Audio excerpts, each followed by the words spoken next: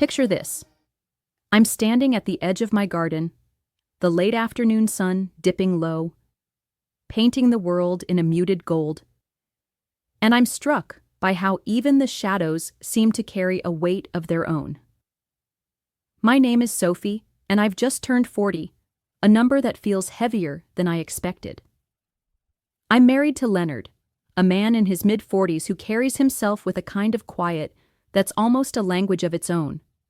He's reserved, composed, precise in everything he does, whether it's folding his shirts or choosing his words. After 15 years of marriage, I still find myself staring at him across the dinner table, trying to decipher the thoughts behind those guarded eyes. We're not unhappy, not by any stretch, but there's a space between us, an invisible wall I've never quite figured out how to scale. I don't know if it's me or him or just time carving its silent grooves into our lives. Our home sits on the outskirts of a city that never seems to sleep. A modest 2-story place with a weathered porch that creaks underfoot and a small garden I tend to more out of habit than any real love for it. The roses are stubborn, the soil is stubborn, and maybe I am too, poking at the dirt with a trowel just to fill the hours. Beyond our backyard fence, there's an old park, a sprawling stretch of green that feels like it's been forgotten by everyone but me. Winding paths twist beneath ancient chestnut trees, their gnarled branches reaching out like they've got stories to tell. The wooden benches creak with age, and there's a faint air of neglect in the overgrown grass and the faded paint on the playground. I walk there most late afternoons, alone, while Leonard is still at his accounting firm, buried in numbers and ledgers. He often doesn't come home until the sky is bruised with night, leaving me with the quiet hum of our house and my own thoughts for company. Those walks in the park, they're a strange mix of comfort and ache. Sometimes, the rustling of leaves overhead and the distant laughter of children playing near the swings ease something in me, like a knot loosening just a little. Other times, though, that same emptiness seems to echo louder, mirroring something I can't quite put a name to. I notice the way the sunlight filters through the chestnut branches, scattering dappled shadows across the cracked pavement, like nature's own mosaic. After a rain, the air carries the scent of damp earth, grounding me in a way that feels both familiar and fleeting. I'll pause by a bench, run my fingers over the rough wood, and wonder how many others have sat here, carrying their own unspoken burdens. It's a quiet life, mine, stitched together by these small, solitary moments. And yet there's a part of me that feels like it's waiting for something to break the surface. Leonard doesn't talk much about his past, but every now and then he shares glimpses of it that leave me wondering. It's a crisp autumn morning, and I'm in the kitchen, the faint scent of toasted bread lingering in the air as I assemble a simple lunch. Sandwiches with turkey and Swiss, a couple of apples, nothing fancy, just the kind of meal that gets you through the day. The knife slices through the bread with a soft crunch, and I'm lost in the rhythm of it, the mundane hum of my routine wrapping around me like a familiar blanket. That's when I hear the creak of the stairs, earlier than I expect. Leonard's footsteps are deliberate, measured as always. I glance over my shoulder, and there he is, standing in the doorway, dressed in a crisp gray suit that fits him like it was tailored yesterday. His dark hair is combed back neatly, not a strand out of place, and his face, well, it's as unreadable as ever, those sharp eyes giving nothing away. He looks like he's ready for a board meeting, not just another day at the accounting firm. "Morning," I say, wiping my hands on a dish towel, a little thrown off by how early he's up. He nods, a small gesture, before leaning against the counter. Then, out of nowhere, he says, "I forgot to pack lunch for a friend. He'll be at the park today. Could you drop it off for me? There's a specific bench under the old chestnut tree near the center." His voice is even, casual, like he's asking me to pick up milk on the way home. But I freeze for a second. the apple I'm holding almost slipping from my fingers. Leonard doesn't ask for favors. Not like this. Not ever, really. And something about the specificity, the bench, the tree, feels oddly precise, like it's been planned down to the last detail. I turn to face him fully, searching his expression for some hint of what's behind this. "Why can't your friend just come by the house?" I ask, keeping my tone light, though curiosity edges into it. "Or why can't you drop it off on your way to work?" He shrugs, a small, almost dismissive gesture, and says, "He's busy, and the bench is a convenient spot. It's no big deal." His calmness should reassure me, but instead it sets something uneasy stirring in my chest. It's too casual, too polished, like he's practiced the words. I can't put my finger on why, but it feels off. Like there's a shadow behind his request, something he's not saying. I stand there for a moment, the kitchen clock ticking softly in the background, wrestling with myself. Part of me wants to say no, to push back and ask more questions, because this doesn't sit right. Leonard's never mentioned this friend before, not once in all our years together. Why now? Why this way? But another part of me hesitates. What if I'm overthinking it? What if this is just me projecting my own restlessness? So there I am, walking through the park with the lunch bag in my hand, the autumn leaves crunching under my boots, and my mind still tangled up in Leonard's odd request from earlier.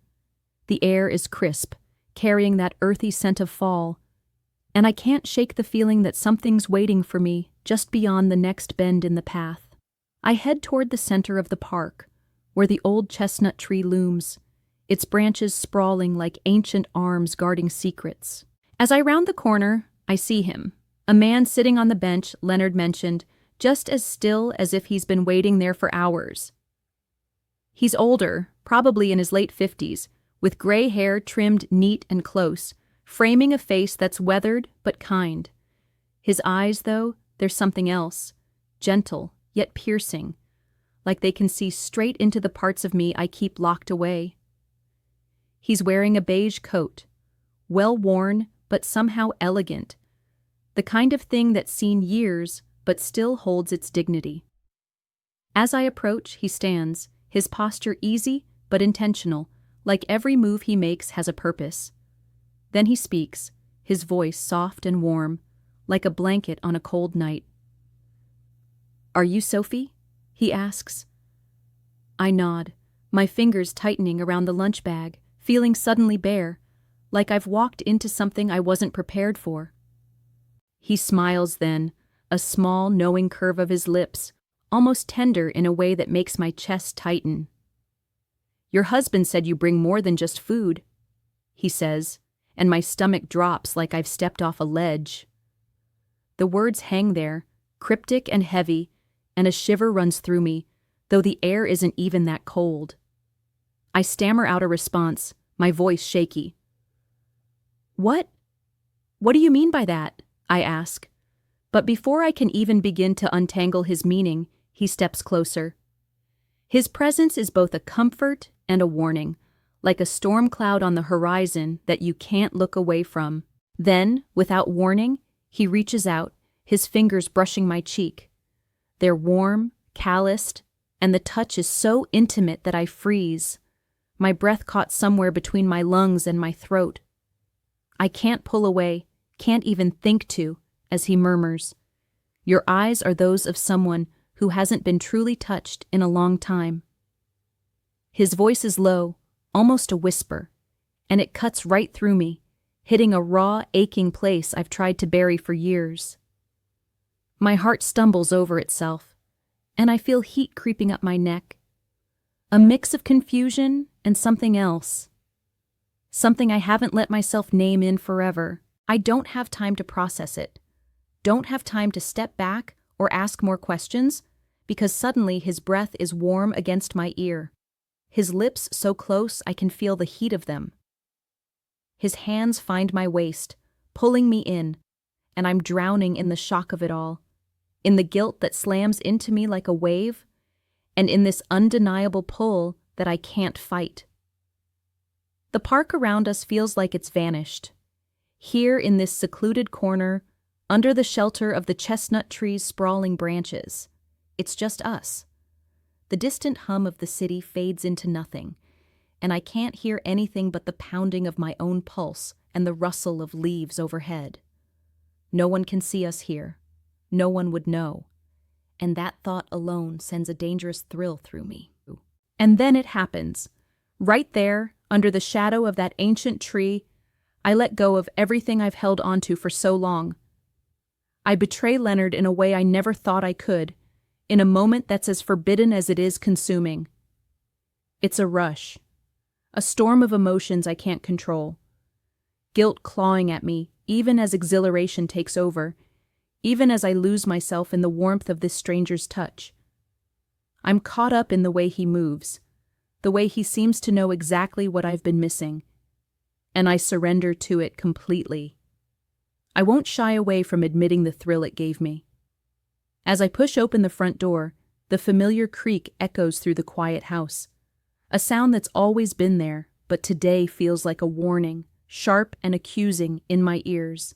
The faint aroma of coffee still lingers in the kitchen, a reminder of the morning's normalcy that now seems so far away. My hands tremble as I hang my coat on the rack, the fabric slipping through my fingers like I can't even trust myself to do something so simple. Every noise, the tick of the clock, the distant hum of the refrigerator, feels amplified, as if the house itself is watching me, waiting to expose the secret I'm carrying. My chest tightens, and I can hear my own heartbeat, a frantic rhythm that won't let me forget what I've done. I take a shaky breath and step into the dining room, my footsteps hesitant, almost reluctant.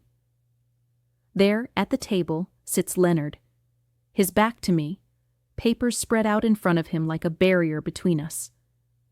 His posture is as composed as ever, but I can't shake the feeling that he knows something, that the air itself is heavy with unspoken truths. I try to act normal, to stitch together some semblance of the routine we've built over the years.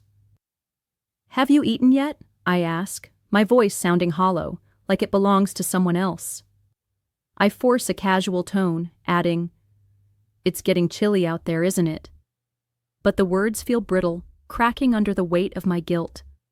Leonard doesn't look up at first, just gives a slight nod, his focus still on the papers. For a fleeting moment, I think maybe I've dodged it. Maybe I can slip past this day without the truth clawing its way out. But then, in a voice so quiet it's almost a whisper, he says, "Marcus smells nice, doesn't he?" My blood turns to ice, and I freeze mid-step, my breath catching in my throat. How could he know? My mind races, spinning through every detail of the afternoon. Did someone see us under that chestnut tree? Did I carry some trace of Marcus back with me? A scent or a look in my eyes that betrays everything? I open my mouth to speak, but nothing comes out. Just a hollow silence that feels louder than any words. Leonard's next words cut through the quiet like a blade, still calm, still devoid of any anger.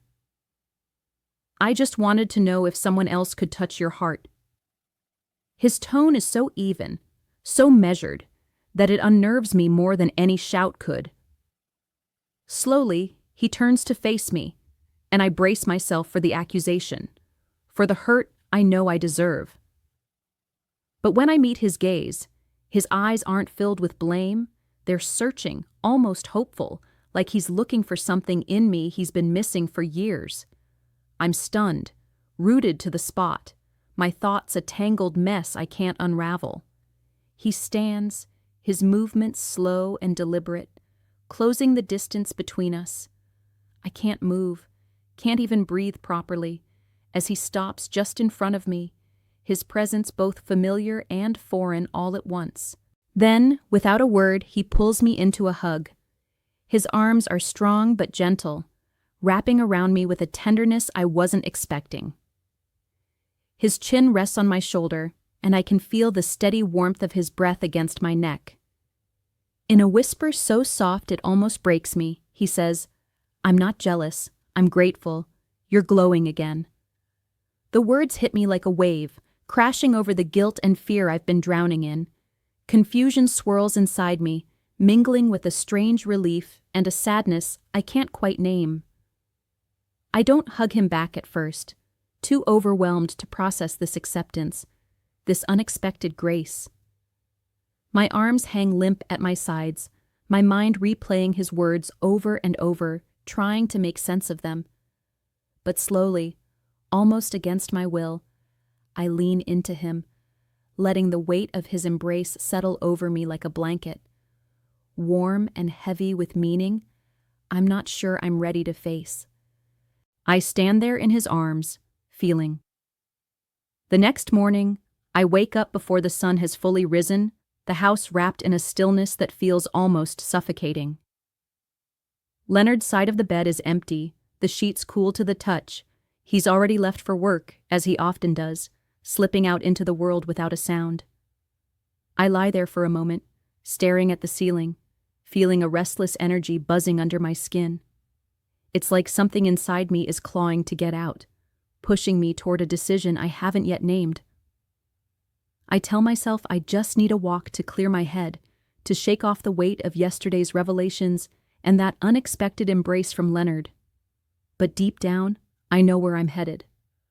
My thoughts keep circling back to the park, to that bench under the chestnut tree, to Marcus.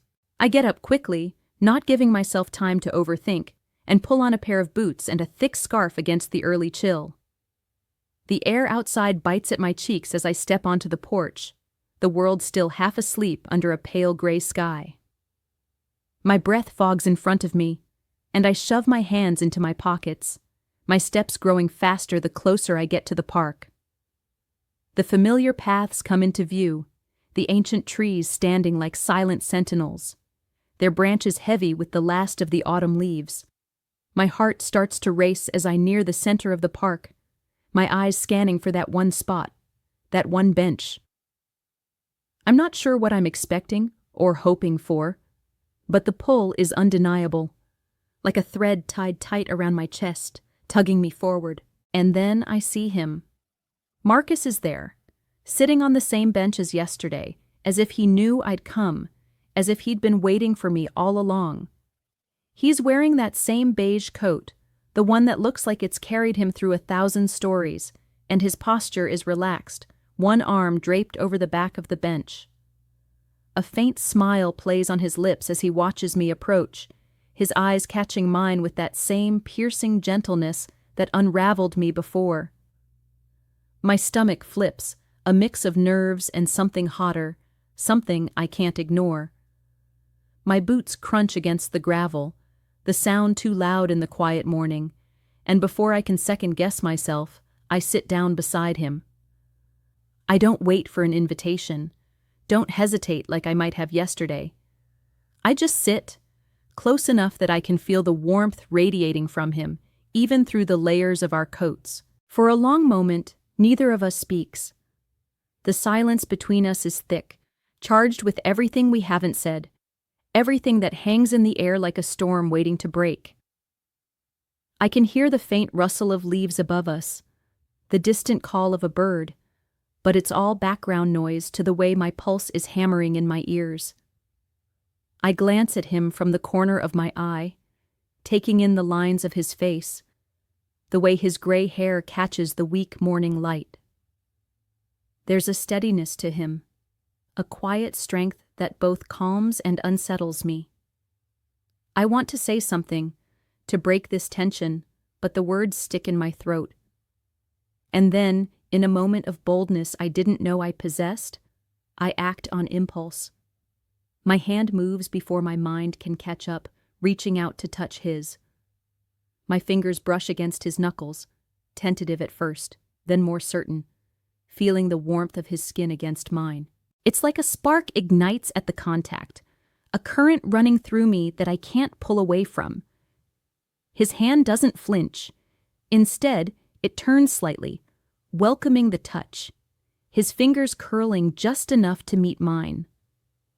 I look up at him then, and his eyes have softened. A tenderness there that makes my chest ache in a way I can't describe. There's no judgment, no rush, just a quiet understanding that feels like it's been waiting for me to catch up. My breath hitches, and for the first time, I feel like I'm the one steering this moment, like I'm not just caught in the tide of someone else's current. As I pull away from Marcus, the lingering warmth of his touch still tingling on my skin, I know I can't stay here on this bench forever. The morning light is growing stronger, casting long shadows across the park, and with it comes a clarity that cuts through the haze of emotion. I stand, my legs a little unsteady, and he doesn't try to stop me. His gaze follows me, steady and unreadable, as I mumble something about needing to get back. I don't wait for a response. Don't look back as I start the walk home, the gravel crunching under my boots with each deliberate step. The air feels colder now, sharper against my flushed cheeks, and as I move further from that chestnut tree, the weight of my decision settles over me. But it's not a burden, not exactly. It's a strange kind of freedom, like I've shed a layer of myself I didn't even know I was carrying. I notice the small things as I walk, the way the chestnut leaves swirl in the wind, spiraling down to the ground like tiny dancers caught in an autumn waltz. Somewhere in the distance, children's laughter rings out, carefree and bright, a stark contrast to the tangle of thoughts in my head. My chest aches, a dull throb that's both pain and hope, as if my heart is trying to reconcile the choices I've made with the person I thought I was. Each step feels heavier, yet lighter too, like I'm walking toward something unknown but inevitable. The park fades behind me, the ancient trees becoming a blur of brown and gold, and I'm left with the quiet rhythm of my own breathing, the steady beat of my heart, reminding me I'm still here, still moving forward. As I weave through the familiar streets toward home, my mind drifts to Leonard's words from last night.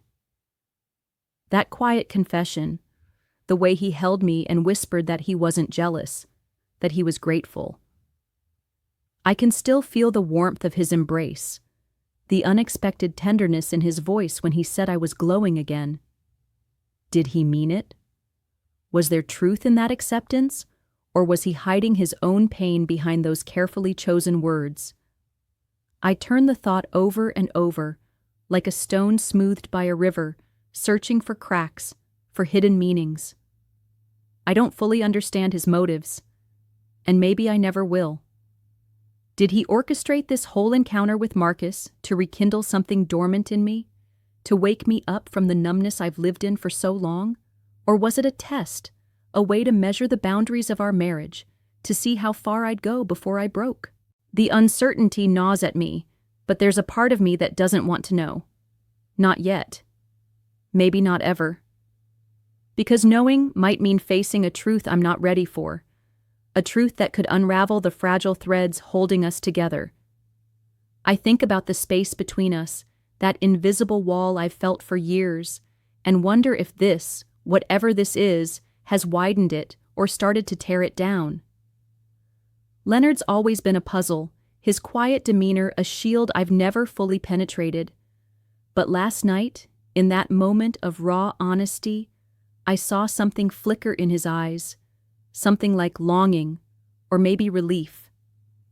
It's that flicker that haunts me now, as I walk these last few blocks, the weight of my own actions pressing against the memory of his words. I reach our street, the modest 2-story house coming into view, its weathered porch a silent witness to the life we've built. The roses in the garden look wilted today, their stubborn petals curling inward as if they too are holding on to secrets.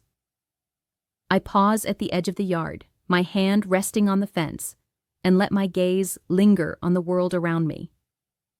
The city hums in the distance, a constant reminder of a life beyond these quiet outskirts, a life I've never fully claimed as my own. I think about Marcus, about the way his touch stirred something wild and reckless in me, a part of myself I'd buried under years of routine and restraint. And I think about Leonard, about the man who's shared my days and nights, who's been my partner through all the ups and downs of life. Don't forget to subscribe, like, and comment if you enjoyed this story. This will help us create more engaging stories for you.